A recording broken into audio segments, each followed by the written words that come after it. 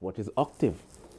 And so from a research scientist perspective, I battled with the conundrum of I felt obligated to learn music. I had to learn music because I felt like to truly encapsulate a phenomena as a whole, you have to embrace every facet of its enigma. So I didn't just want to understand sound from a linguistics perspective or just have a deep-seated understanding of sound from a physics perspective. What determines the amplitude? What determines the frequency? When you play a note, on an instrument, what determines amplitude? What determines frequency?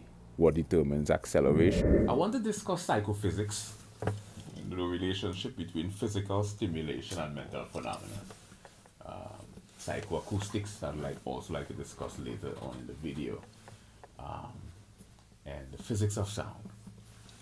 Because I don't just study how music works.